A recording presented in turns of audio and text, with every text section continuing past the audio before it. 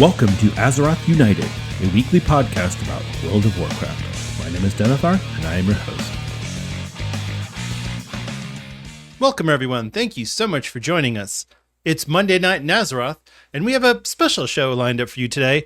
This is the vacation episode. So, as I mentioned last week, or if you're not aware, I'm on vacation this week. I'm actually on the East Coast in Virginia, hopefully relaxing and catching some fish and sitting on the beach and just relaxing and having a good time, eating a seafood boil, or I don't know what I'll be doing. Maybe it'll be miserable. Maybe it'll be raining the whole time and I'll come back and I'll say I hate the beach. But regardless, I'm there right now while you're probably listening to this. So anyway, the point is I'm not in front of my computer, and so I didn't want to risk my wife said, "Oh, just take all your recording stuff and record a podcast episode from the beach." And I thought, that doesn't sound like a good idea. Just trying to edit sounds like a nightmare. So, yeah. So this is what we're doing instead.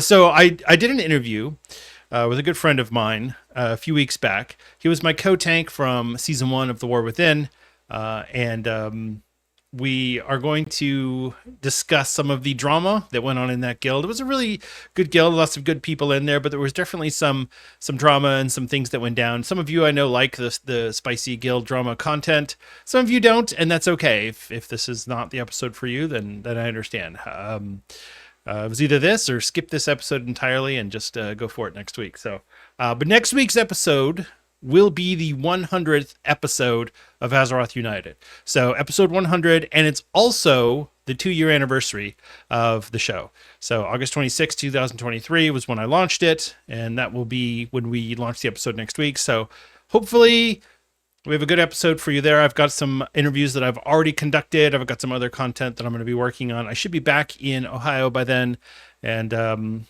we'll do a straightforward episode. We're also going to be talking about the midnight reveal at Gamescom, which is as I'm recording this, it's going to come out on August 19th, so next week. But if you're listening to this, it'll be on the 19th. So or the episode will be released on the 19th. So it should be today.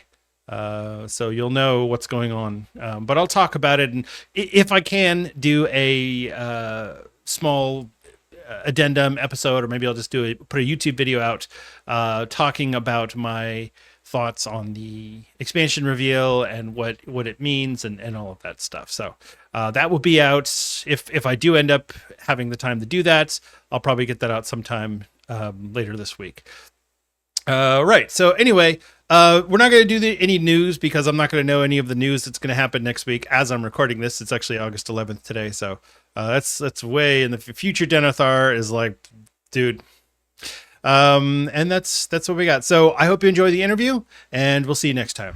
Okay. So our next guest is going to be BearKing. He is the co-tank that I ran with during season 1 of The War Within. He's a fantastic WoW player and just an overall really good guy. So thank you for coming on to the podcast. Really appreciate it.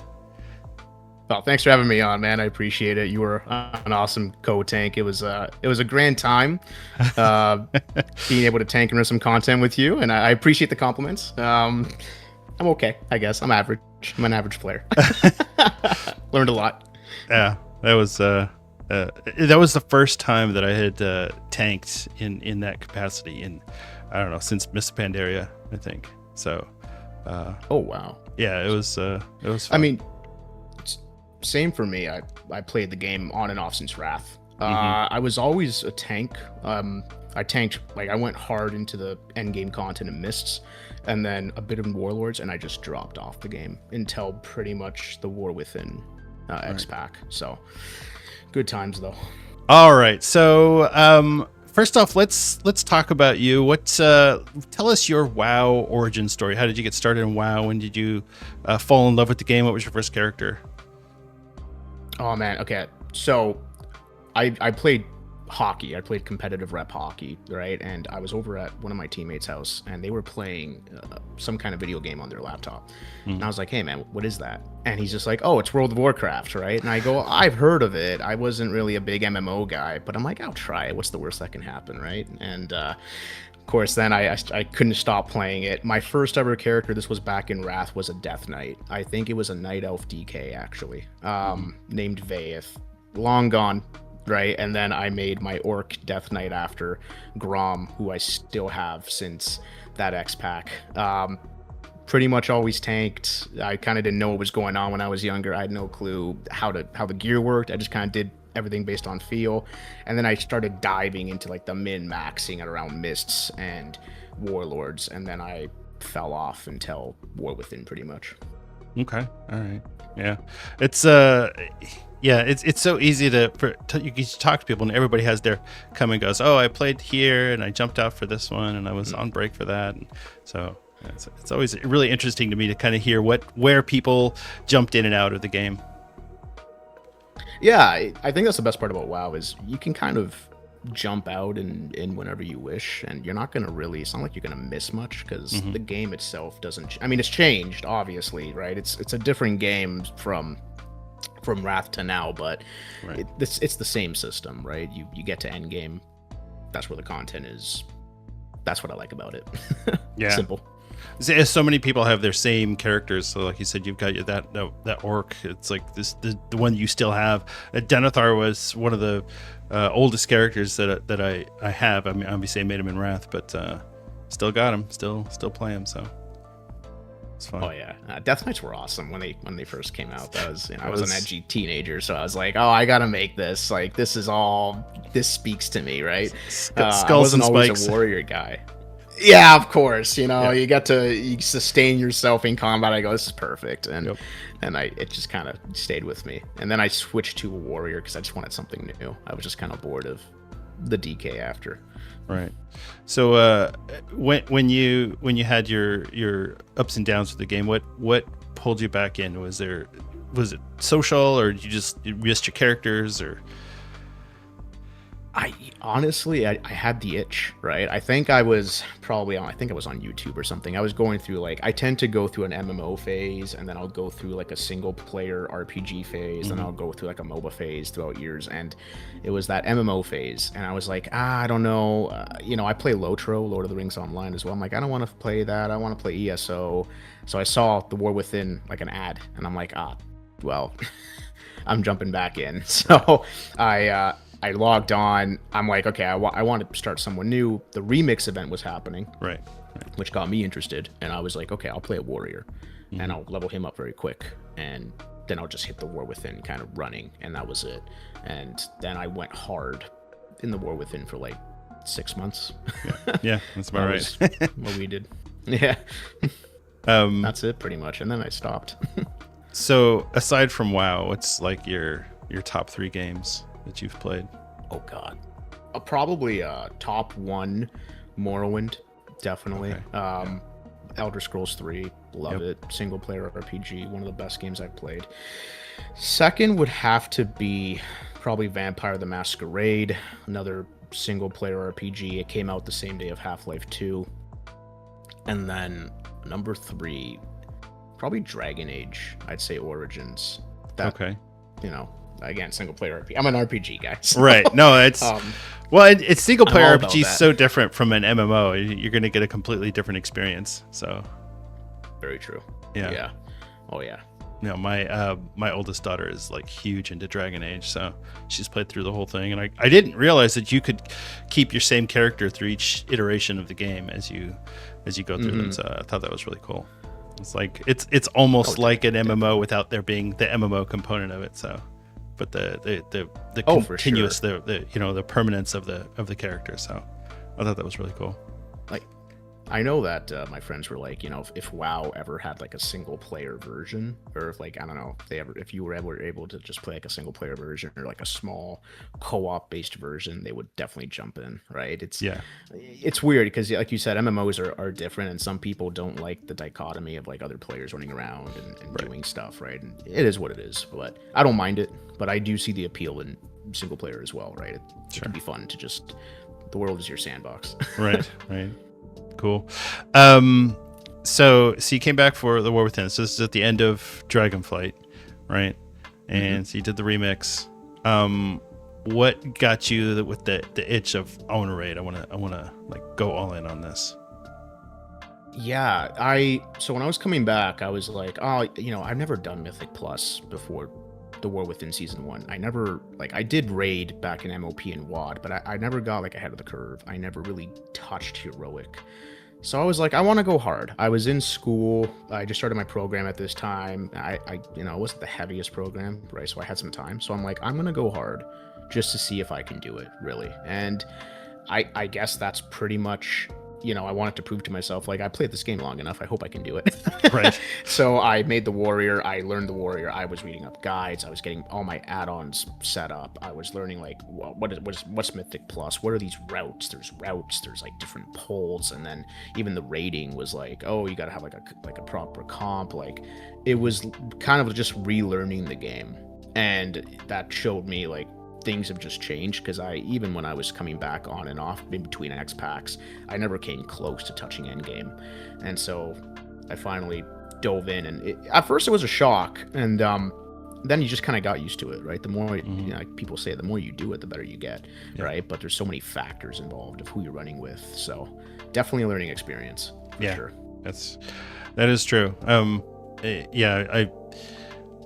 I never really felt the need to dive into endgame the way that I did in the beginning of the War Within, because I played obviously I've played since vanilla, so it's a different experience, but something about starting off the World Soul Saga, I got super excited, and we just dove right into that. So let's talk about this guild that we were in, which I have mentioned. Yeah, I have mentioned a little bit on the podcast before, but I remember at the time I said, we should get together, and now here we are 6 months later. So we'll start off with how did you find this guild? What was your entry point into that? Yeah, they actually found me. So this was when I was questing through Dragonflight, because I've always been a content guy. I wanted to see the content and the story and everything like that. So I'm catching up through Dragonflight on my DK. I think Remix was still happening, so my warrior was kind of in stasis because he was done everything. So I was like, okay, I'll get through Dragonflight, and then I'll just go to my warrior. And I received a message from the guild lead, and like, hey, like, do you want to join? This is who we are. This is what we do. And I said, I want to raid. I want to do Mythic Plus. And yeah, perfect. If it's an active guild. And I asked them, like, do you guys raid? Do you guys do events? And they go, yes. So I said, perfect. I'm in, right? I go, I'm a tank. I intend to tank. And they go, that's fine. So they put me in. And I didn't quite know what awaited us. Right. And I think the lesson was like, I know, like, on Reddit, sometimes one of my guilty pleasures is like browsing like guild drama stories on like the net and everything. And people are like, do research before you join a guild. And I was like, I now know that that's a valuable lesson. Right. But they said, like, we got ahead of the curve every X pack, and that was what got me too. I was like, oh, cool. Yeah, I was like, sick. I'm in. And little did we know. Right. So okay, so let's set the table here. So you joined the guild before I did. So when I came in and I saw that there was another tank, and I actually joined with the intention of, I'm just going to play my DK. I'll go Frost. I'll go Blood. Whatever they want. And so the very first, I think it was the first or second day after I had joined, they asked me if I wanted to tank, and immediately a red flag went up in my head. I'm like, you don't have a tank? Like, all right, yeah, sure. Maybe their tank left after Dragonflight, and so I was like, okay, that's fine. I'll tank. Yeah, cool. So I got into the guild calendar, and I saw that there was some raids scheduled, and I was like, oh, cool. There's another tank already. That must be their main tank. So I was like, all right, cool. So going into this right off the bat, I went in with the idea that, all right, this guy's the main tank. He's been in this guild a long time. He knows what's going on. And that's funny. They said the same to me, because I joined the Discord, and I was talking to them. I go, I might as well say hi, right? Get to know them, whatever. Right. So I joined Voice, and we got into like the talk of like raiding. I'm like, okay, when raids come out, because I know they don't release the raid right away. I think it was like a few weeks or something. Yeah. When like with season 1. So I'm like, okay, I don't know too much about how guilds run raids yet, right? And I'm like, who's your roster? Who am I? Who are we tank? Who are the tanks and everything? Like, what do I have to do to get to the main roster? And they're like, oh, you're the main tank. I was like you said, the red flag pops up, and in my head I'm going, you don't even know me. You haven't seen me tank. What if I'm trash? What if I am, but that's besides the point, right? And I was just, oh, you're great. And you're great. I was just like, what would happen then? Like, okay, well, surely they can't mean that. Maybe there's tryouts or something, something basic to iron out a first roster and a second roster. No, it's just a sign up. So I'm going, in my head, oh boy. I didn't want to be super negative at the start, because I know there's different people that play the game, and there's casual guilds, and that's totally fine. But the cracks slowly revealed themselves, right? And I guess I was like in that point of like, I don't want to be negative, I don't want to see the writing on the wall yet, but slowly the cracks were forming, and then we got into pre-raid content. But yeah, that it was a process. That's what I'll say. It was a slow downfall. Okay, yeah, that's fair. I started noticing those things right away, and every guild that I've ever been in, there's always been little things where you're like, this doesn't feel quite right, but whatever, it's fine. So you learn to just ignore some of those weird things that you go, is that normal? Is that like a thing? And it's like, whatever.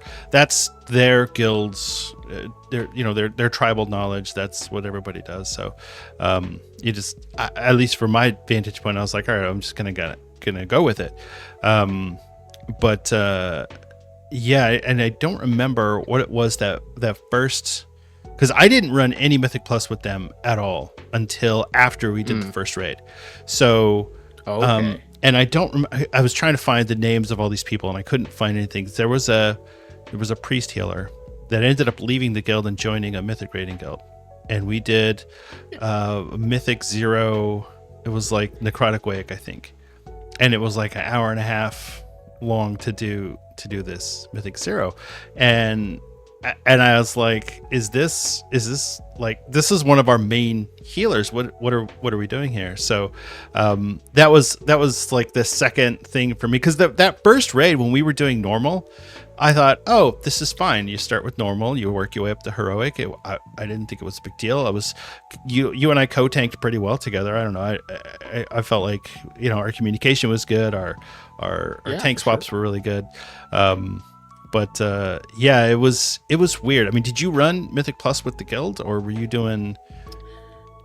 I was. So before raids, right? I was like, okay, I want to get prepared. I want to show these guys like I'm serious, and stuff like that. So I'm running delves. I was running delves with them. All the content I did at first was only with the guild. I never ran with randoms, right? Okay. So I'm like, yeah, I'll help you guys get geared. I'll tank for you, right? And we ran delves. Slowly we went into Mythic Plus. I want to say that delves, at first I didn't notice anything was wrong, because delves were kind of easy at the lower tiers, and then we would get into like the higher tiers of like tier like 8, 9. I forget how high they go, but some of the higher tiers, and we're struggling. Some of them are dying to avoidable stuff, and I'm like, okay, well, maybe they're not paying attention. It's kind of boring content. Then we get to Mythic Plus, and I was like, okay, Mythic 0 is fine. Mythic Plus 2 is fine. Plus 3 was fine. Plus 4, we're struggling. Things are taking a long time to die. I'm seeing casts not get interrupted. I was learning Mythic Plus as well. I'm learning, like, people are saying, like, you should be interrupting casts. This is where you have to play really good. Right. But it's just a plus 4. So I'm seeing us just struggling, and I'm going, wow, I must be a terrible tank. Like, I must be so garbage. Like, I don't know how people are dying. I was going through self-esteem stuff, right? Mm-hmm. I'm like, there's no way we should be struggling with the baby key. And then I was watching them, because I would record some of our runs, and I would always watch back of like, wait a minute, why is my DPS standing here? Why are they not behind the enemy? Why are they not avoiding stuff? Why did that guy not kick that cast? Right? And it was just like, the cracks were just showing more and more and more and more and more. And I'm like, maybe it's a gear issue. Again, I was still giving them the benefit of the doubt. Right. Maybe come raid time, we'll iron everything out. Beginning of the season, it's all good. But yeah, I ran a lot of content for them and to get them geared. And I was kind of getting tired as well as I was doing this. But I was like, it's all worth it. We're going to blow through the raids, no problem. And there was one delve I was doing. It was me and just one of our officers. And he was a DPS. He was playing a paladin. And I'm losing aggro on the boss. And I'm like, there's no way that this guy... I'm like, there's no way I'm losing aggro on a single boss to a single DPS. Come on, I can't be this crap. And I go, wait, what are you using? Like, what's your rotation? And he goes, I'm using Hand of Reckoning, I think, which is his taunt. And I'm like, what? I go, like, why are you taunting? And he goes, what's part of my rotation? I go, come on, man. Like, I go, are you serious? Like, and at that point, it was like, okay, wow, the raid's going to be crazy. And then, yeah, leading us into norms, like you said, things got interesting, right? Like, you can lead us into that if you want, but I mean, things were... So, yeah, there was, so getting into Discord, in the guild, I was kind of like, oh, everyone's got their webcams on. That's cool. That's fun. What a fun, social, friendly guild. And I wasn't prepared for that, man. That was so to kind of set the stage for listeners here. So the guild master, she has, I don't even know how many kids they had, or if it was just the one. I couldn't tell. But there was a lot of family drama that would happen during raid on webcam. And everybody would just stay silent because it was awkward and nobody wanted to acknowledge what was going on. At her, I think it was her oldest daughter would just stop in the middle of a raid, stop playing or leave the group and go take care of the baby who was crying. And so it got a little weird, especially once we get into heroic, because all of a sudden now you're down in DPS, and if she didn't leave the group, then we were running into trouble. So yeah, it was the weirdest thing. Like I get it. People have personal drama that it's gonna go on. Fine. I'm okay with that. I get it. You know, I'm married. My wife and I raided together for many years, and there were times when we both had to mute our microphones because there was kid drama going on or whatever. But to have that play out with a live microphone and a live webcam was a little weird, and I felt almost, it's like this creepy voyeuristic thing watching everything going on, and it was, I don't know, I felt really uncomfortable with the whole thing. Yeah. Oh, it was awkward. I mean, it was also the fact of like the pacing of the raiding would suffer for it, because I think we would raid for 2 to 3 hours, if I remember correctly. We would do that twice a week. I think our raid nights were Tuesdays and Thursdays, if I remember. And like, we would only do like 5 pulls. Yeah, it's like, that's right. Can we get on with this? Like, is this what we're doing for raid? Like, where's the discipline? Listen, I know it's just a video game, right? But you know, we're making time to be here, and I kind of want to try to attempt the boss, right? Like, the 5 pulls are like a warm-up. You're still learning to fight, and it suffered because of that. And I know we've had people drop out of the guild. We've had other guild, like side guild drama because of that, right? And it was kind of a mess. And I think the lesson, like, this is, again, the cracks are still beginning to form, but I remember going into the X-Pack of like wanting a casual guild and like wanting a fun guild, and as like a word of caution, like, be careful what you wish for, because I know many people want a casual guild, but you want to progress, right? Like, you want your stuff to have a point. You want, if you're going to sacrifice time to be there, you want to hopefully do something with that time, right? And I think we were all some people were just on different pages. Some people were just there for the ride, and it's just like, they shouldn't be on the raid team, especially heroic. My God, we got punched in the teeth. If you're doing normal, fine. I get it. It's fine. Yeah. You want to eat dinner during the raid, big whoop. I'm not going to worry about that. You need to pause for 20 minutes in the middle of the raid. Okay, it's not ideal, but it's fine. We'll still get the content cleared. but the fact that the whole drive and a lot of pressure actually from the officer corps to, hey, we are going to do ahead of the curve. That's our goal. That's what we want to do is get ahead of the curve. I thought that's not where this is heading. This is not heading towards ahead of the curve. This is heading towards we're going to get 3 or 4 bosses on heroic and that's it, which is ultimately where we ended up.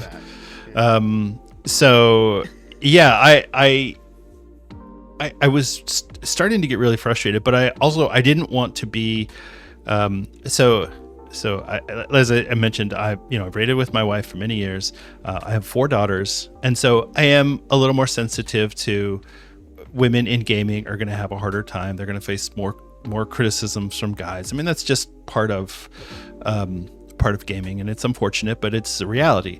And so I was trying to give the benefit of the doubt to, okay, well, this is a female-run guild, and I don't want to criticize. I don't want to criticize her daughter. I don't want to criticize the guild leader, because I don't want to give off this appearance that I'm just another guy who's being a jerk. But at the same time, I was like, I kind of feel like somebody needs to say something because it's not gonna just go away on its own. So I don't know if you remember, there was one raid where I just went off. I started yelling at everyone. Yeah. We did a stupid skip, and just to provide like a little bit of context, if I may just reverse it for a bit. So yeah, they made me an officer after like a couple of months. Oh, that's right. That's right. And I was part of the inner circle supposedly, but normal did not go down without a hitch. We struggled on Bloodbound Horror, which is the second boss. For those that might not have done the X-Pack, we struggled on that boss on normal for like 2 or 3 weeks. Yep. Then we were kind of fine actually for a bit. Got to Silken Court, another 2 to 3 weeks struggle, and then I think we downed Queen in like 1 or 2 pulls. It wasn't crazy. Queen was actually easy on normal compared to some of the other ones. Yeah, and then people were feeling good, and at that point, like me and some of the other officers, because we did have some serious officers, they were like, hey, for heroic, we're going to shorten the roster, right? Because looking at the logs, our 2 tanks are ahead of half the DPS core, so there's a problem, right? And it was that bad. You and I would leave some of DPS in the dust, and it's just like, this cannot be for heroic. So the top brass said, no, we're going to take the same roster in. Okay. Right. We actually downed the first boss. I mean, he's a loot pinata, so whatever. Right. Bloodbound punched us right in the mouth. But we kept going. We kind of threw numbers at it, and it actually worked. Sikran, another loot pinata. Right. And then Rashanan, I think we actually beat in a couple of pulls. But now we're up to where Denethar here said, Avanax punched this guild in the mouth.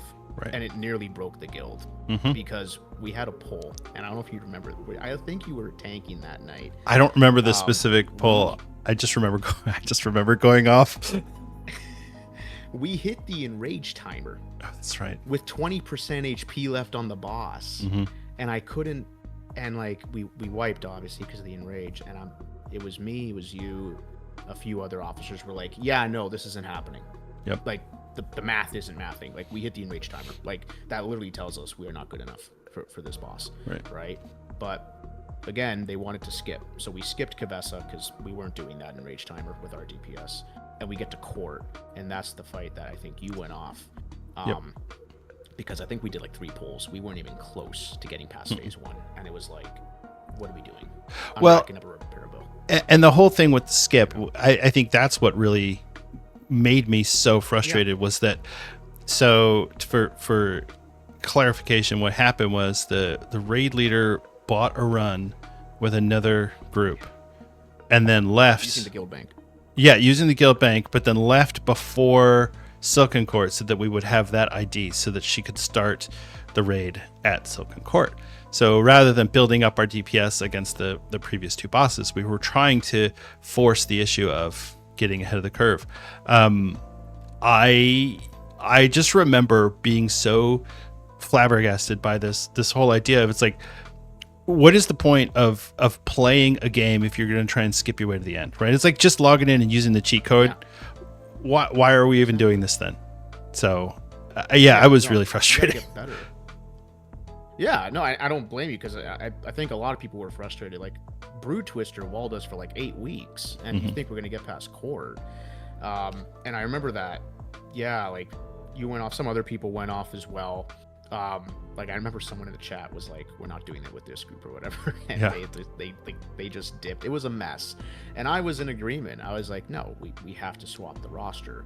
Right. So I remember then, I think we all took a break from raiding for a bit. I remember I had some IRL stuff. I had a couple of weddings. My program was coming to an end, and then we we decide. I remember the brass was like, listen, I'm not changing the roster. We're gonna go to Queen. We're gonna skip to Queen. I'll get a skip to Queen. That's and right. I was like, oh, this is gonna be fun. It's gonna be even better. And yeah. And I remember I was, for context, I was totally wasted that night. I think I was having rum and coke. I asked you what you recommend for the rum. That Bacardi Gold, by the way, top tier recommendation. That was amazing. Yep. But we were doing Queen, and we were wiping again. Weren't getting past phase 1. And finally, it was like, okay, full stop. It's over. I went off this time. I was like, I'm about to drop. Like, I'm not going to throw myself at bosses for 2 hours with like 6 pulls, and we're just going to get destroyed. And we're going to do the same thing next week. I said, I was pulling up Warcraft logs, like, our DPS, our group has not improved. We skipped the last few bosses because we got walled. We shouldn't even be here. And like you said, right, you shouldn't be skipping anyways. You should actually build up your skills in DPS and gear to defeat the previous bosses. Because if you can't beat those guys, you're not beating the flagship boss. Right. That's not happening. So that almost broke the guild, and it was just a mess. And then we actually, believe it or not, we revamped the whole raid team, and we were actually able to get the achieve. But the mess that it took to get there really did a lot of damage, and I think a lot of people just said, like, this isn't worth it. Well, yeah, okay, so yeah, we broke the raid team down to 10. We picked the 10 best players, and it worked. We got through it. But after that happened, there was the expectation that we were going to start adding people back in after getting AOTC, which I was fine with. I was like, all right, we did this. I'm going to put in the work. I'm still committed to the guild, even though this is a little sketch at this point, but we're going to bring people in and we're going to try and cycle people through. And I think it was around that time when it came out that we had actually, the guild master had drained the guild bank to pay for her AOTC because she wasn't in the raid roster of 10. She didn't make the cut, and so she paid for a run with the guild bank funds. So I don't even know. Like I think I donated to guild bank a handful of times, and that was it. But then she cleared it out, didn't she? Yeah, it was over 100. I think over 100K. No, actually, what am I saying? It was way more than that. I think it was like $500,000 or something. Yeah, it was a lot. It was a lot. It was a lot. And they cleared. Yeah, she cleared it. She tried to keep it secret, and I think I brought it up to her in a call, in like the general chat of like, hey, where's all of our guild? Oh, that's right. Where that went. Yep, that's right. It's right. Yeah, because you knew, obviously, as an officer, you knew what had happened, but I could see it. Yeah. It's all the logs. I go, I'm gonna let you say it, or I'm gonna say it. Right. Yep. Right? Like, where do they go? Like, come on. Yeah. That's everyone's gold, right? And everyone contributed to that, but it was just a mess. And then I remember we had to leave another officer off the raid team.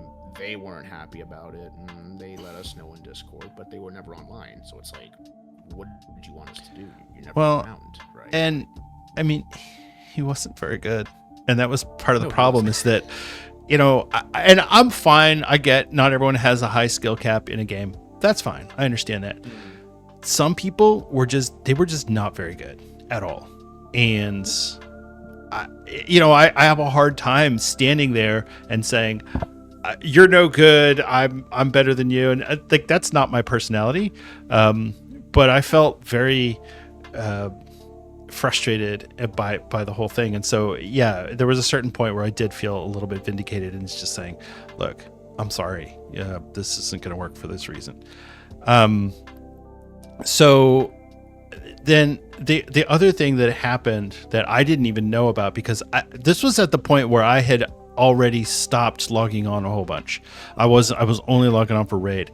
And so there was a second Blood DK who they were trying to kind of gear up and get him set up to be to either be an off tank or to kind of build him up into that tank role. And I mean, I don't know if you were part of that drama or if you just heard about it, but I know there was some words exchanged during that whole thing. Yeah, I'm trying to remember. Like I co-tanked with him a couple of times. Yeah, you couldn't make it. He was fine. He was good. I forget if I was tanking that night. I don't think I was, but there was a few nights when I would co-tank where our guild lead, she would be kind of on his ass, being like, you should be equipping this, you should be doing this, and it's like, okay, like lay off. You don't really have room to be talking, right? But then I don't think I was tanking that night. They were doing Bloodbound, and that's when things came to a head. Oh, was that when she was on her Demon Hunter? Yes. Okay. Yes, I believe so. And he was wearing a trinket that she didn't like. Oh, what was the trinket? Oh, yeah, that's right. I remember now, yeah. It was. And she lost it on him for wearing a trinket, and he lost it back on her, rightfully so. And he left, and we lost another tank. And it's like, well, that's good going. Who's going to tank now if me and Den can't make it, right? Because you don't have anyone else who's good. So, I mean, good luck to that. Right. It was just bad. If I remember correctly, he actually went onto Wowhead, and they had like the BIS list for trinkets, and he found the trinket on there, and he found the one that she wanted him to be wearing, and it was like F tier, and he sent it to her. So yeah, it was I mean, good for him. Yeah, like, no, I mean, you stand up for yourself. But she's telling me like he left, and I was just like, what did you say to him? Because he's a chill guy. I go, that doesn't sound like him. So what did you say? Like, right. It's clear you did something, right? And at that point, yeah, like things were just going downhill. And I remember, with, like you said, with the extra roster stuff of like slowly adding people back on to the roster to get AOTC. The raid team wanted to, but no one really was taking up the offer, right? Because things were just soured at that point. Yeah. And it's like, I understand, like you said, I don't want to tell people they're bad at the game, but you want to do heroic. So heroic, you need to be decent. You should at least know your rotation. Right. I mean, when your tanks are beating you in DPS, something's up. And that was the big thing is for me, because I'm like, I wasn't doing that much damage. I know I'm fine. I consider myself a mid-core player, right? I'm not hardcore, but I'm not like super casual. I understand the basics and the rotations and all that. But yeah, there was consistently several DPS who were below me, and I couldn't understand how anyone. And you know what? Honestly, we needed the single button rotation back then. So all you have to do is push one button, and they would have been fine. I don't think that would have helped. I'll be honest, man. Maybe not. I mean, maybe it could have gone us past Brood Twister, but I think Nexus, I think Kavessa would have destroyed us still, regardless.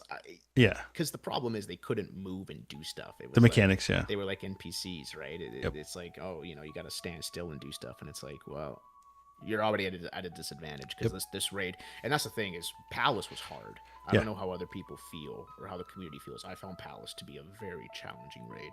It was hard. Punished you relentlessly. I mean, I remember we one-shot Brood Twister on the 10-man team. I still hate that boss. Hated it. Hated to tank it. It sucked. That's a terrible boss.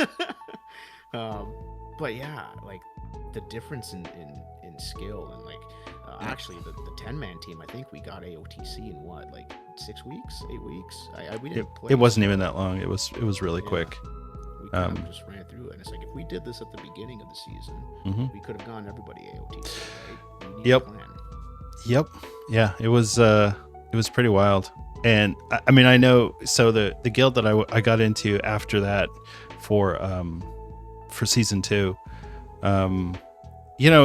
it really showed me the difference between a well-run guild and a poorly run guild. So I started getting frustrated because, among other things, my DPS was low because everybody was running Mythic 10s and above, right? Yeah. And so I was like, all right, well, I don't feel confident enough to do this. I ran a few keys, but I was really struggling. And so everybody's gear shut up, and I was like had mostly pieces of hero track gear, and so yeah, my damage started going lower and lower. I was still above the tanks, but it was really frustrating for me. But I would say it was probably 6 or 8 weeks, and they cleared the whole thing from the beginning of the raid. And so I was like, okay, this is how you're supposed to do it, right? This is the way it should be done. And so that for me, that contrast between the season 1 and how not to run a guild, and then season 2 and how to run a guild, and by that point I was just burnt out, and that's why I ended up just playing classic, because I couldn't do it anymore. But yeah, it was such a wild adventure, and I felt bad because I was like, there's some really cool people in this guild, like you and some of the others, and I really I really wish that I had been able to just enjoy the ride instead of that stress, the difficult component. Sure. So it's funny, right? Like, yeah, like the note about poorly ran guilds is, every guild has like cliques of players, right? You get your passengers, and you get the people that are just there for a good time. You get your progression guys that really want to do stuff and push content. And I think the issue is with this guild, they never bothered to divide them. It was always like everyone was intermingled, and you suddenly had a handful of people trying to carry the rest. And that's the frustration, is it's like, I'm on this game a lot, I'm gearing up, I'm learning stuff, my class, and I'm doing like research on fights, and so shows up to the raid, and only for the raid. They're doing less DPS than our tanks and our healers. You want me to carry that? Like, no, right? It's not going to work. And that's where part of my mounting frustration is it's like we're failing because of that. And right. If in a proper run guild, you would have your prog nights and your casual nights. And then I realized when we had our casual nights, it was the same people with prog. It was the same roster. Yeah. So I'm like, that doesn't make any sense, right? And I remember for Mythic Plus, I finished the season with 2,400 rating. I was like 2,463, right? I could not get to 2.5k because I just stopped logging in. But I remember struggling to run like 4s and 5s with them. Yeah. And I'm like, screw it. This was, I think, after I either left the guild or I was on the brink of leaving. I started doing like randoms, like running with randoms. And we 2-chested a plus 10 Grimba Tolkien. And I was like, the problem is the guild. Yep. That kind of nailed it, right? I was tanking that, and I go, wow, this is kind of not hard. This is right.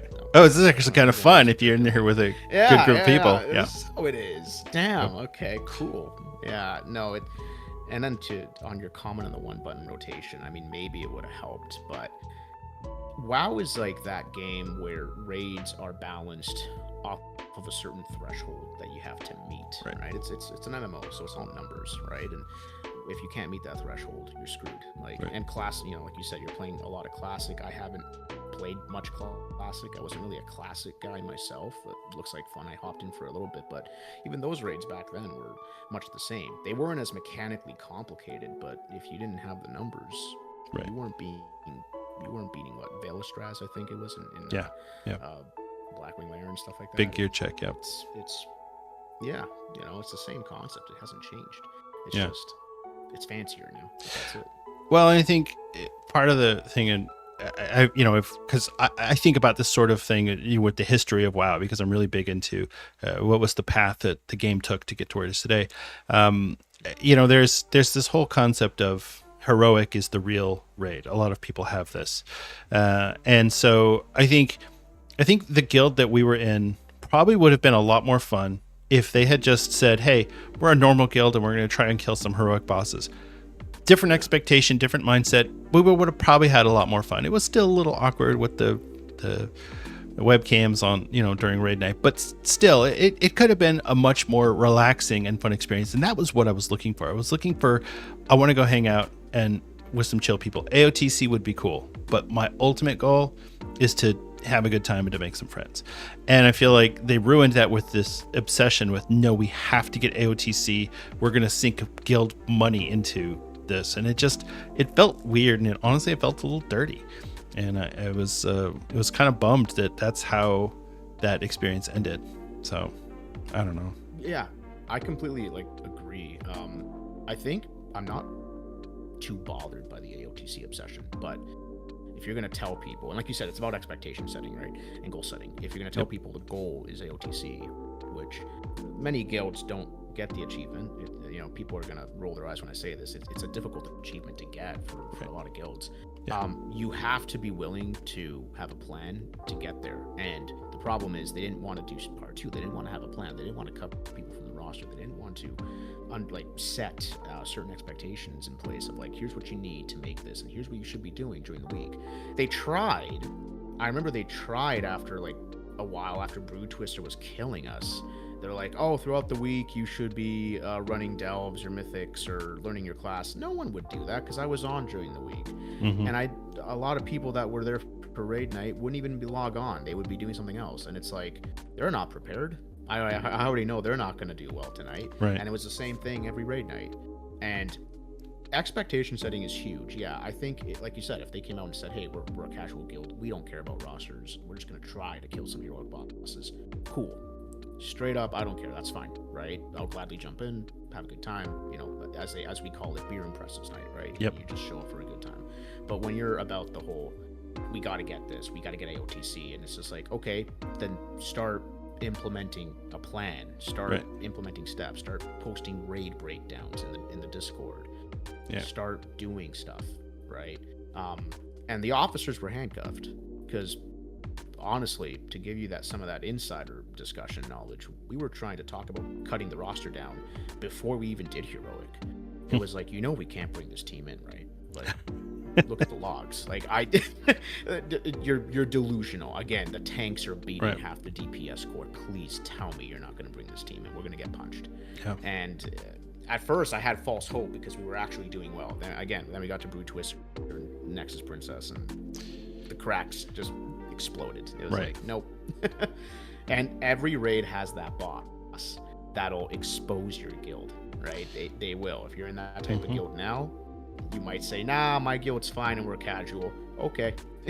You'll get to that boss eventually, and you'll hit the wall. So yeah, I think for me that first crack was Bloodbound Horror, and watching the people just get hit by the beam every single time over and over. It's it's still there. It's still a beam, and you can't get hit by it. Come on. Yeah. I had, again, to be fair, I stuck the place in the beam, so maybe that was partially my fault. But hey. No, I mean, look, at the end of the day, you have to do the mechanics, and there has to be a learning curve.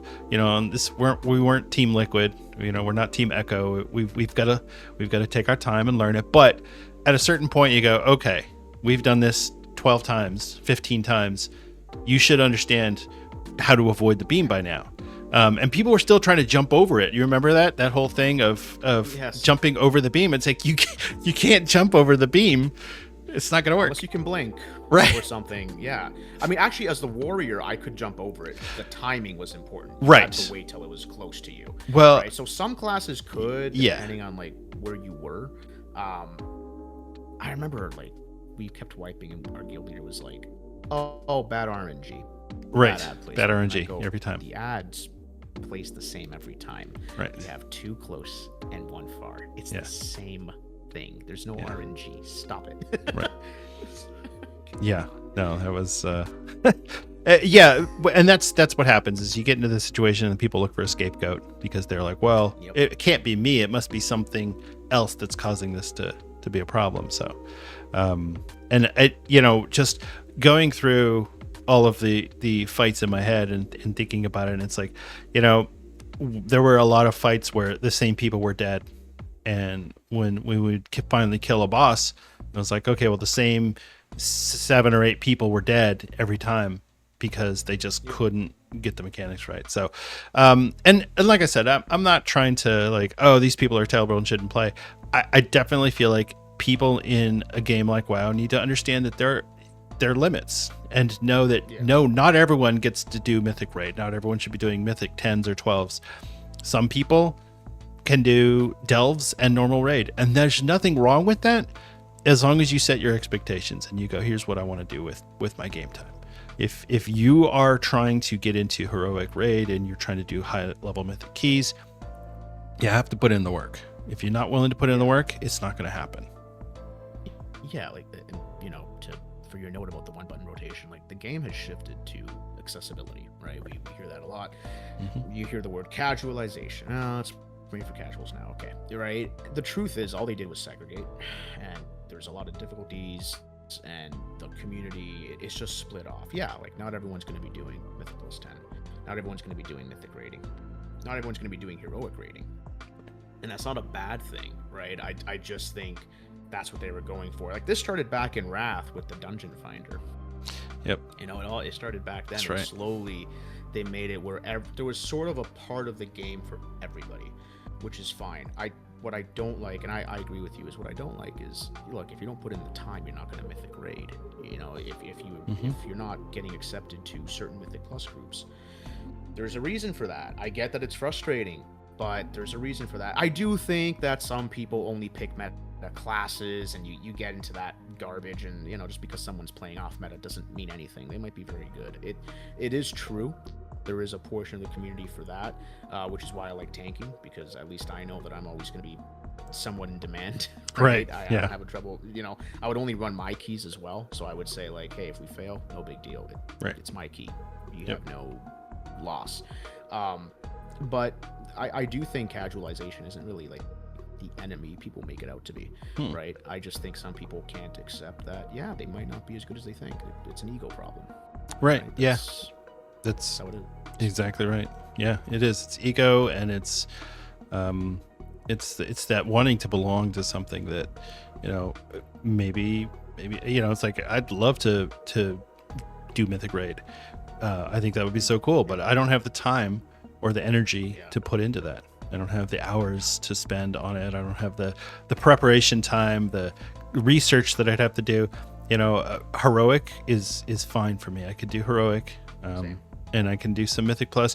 I would never want to be doing these 12s and above keystones. I feel like I don't like the gameplay of if you make one mistake, it's a wipe.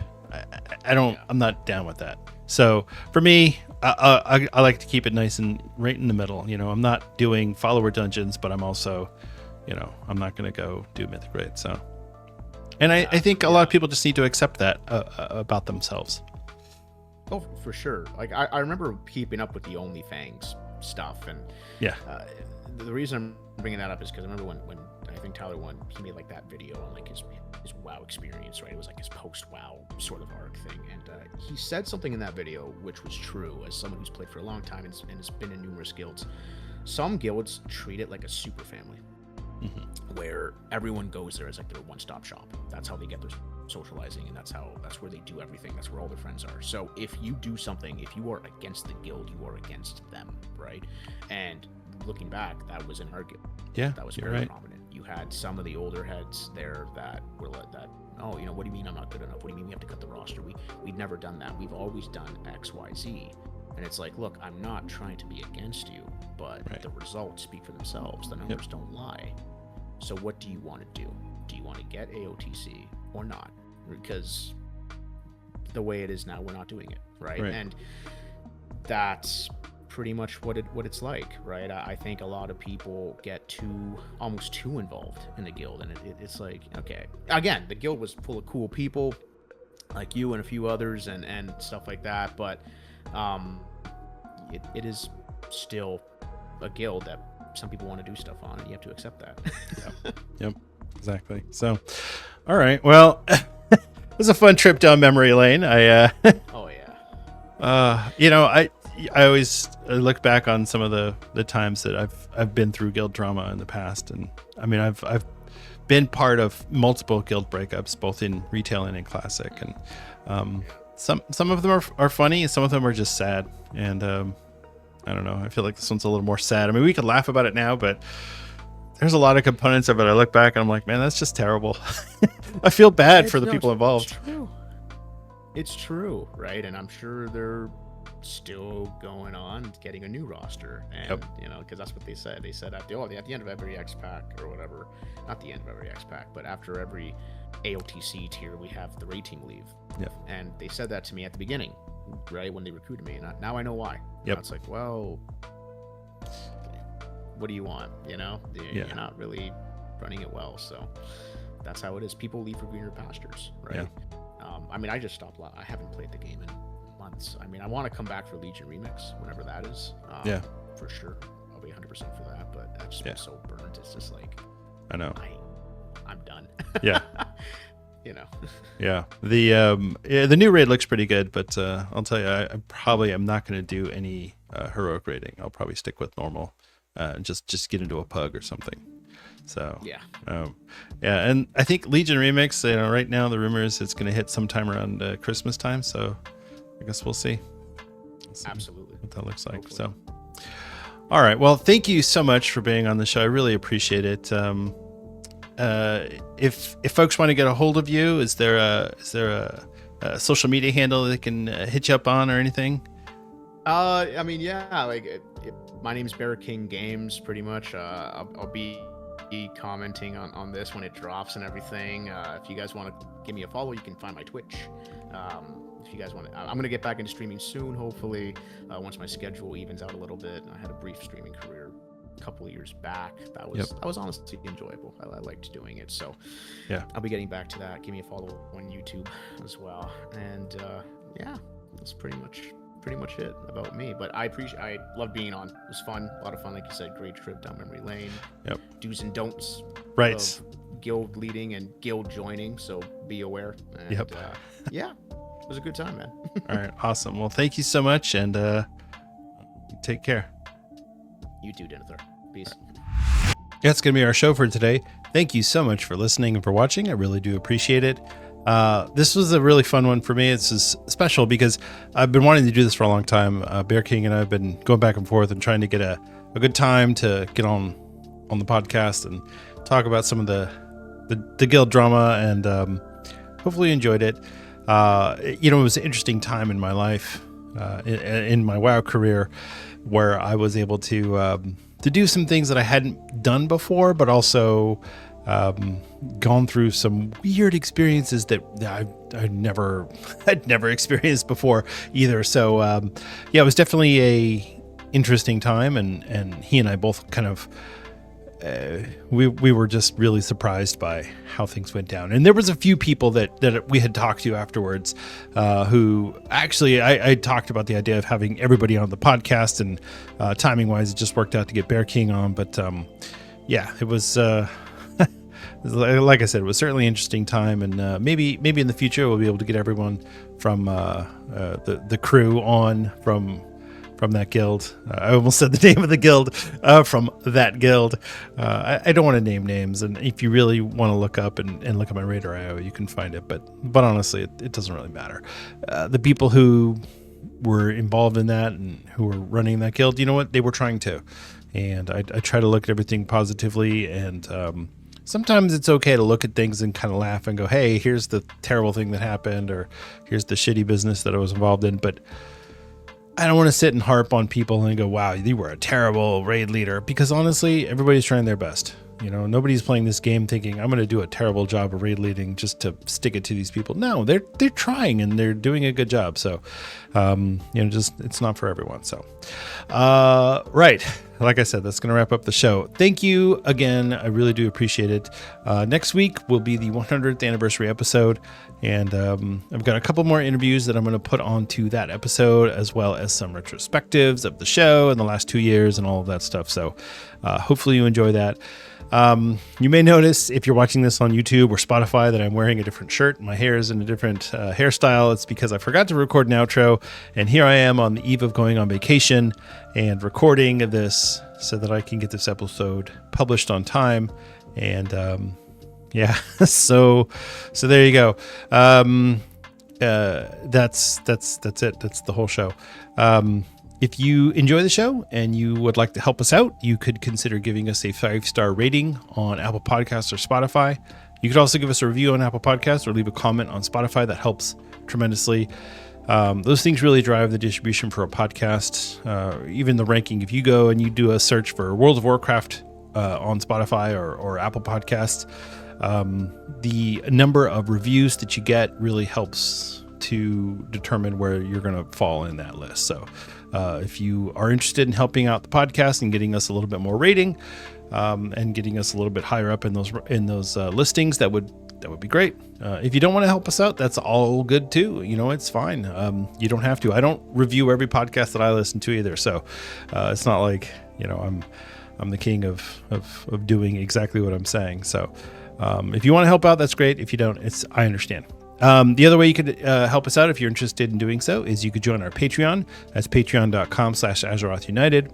We've got 3 tiers of patrons that you could join. We have a free tier, and then we have all the way up to our top tier, which is the friend of the show patron.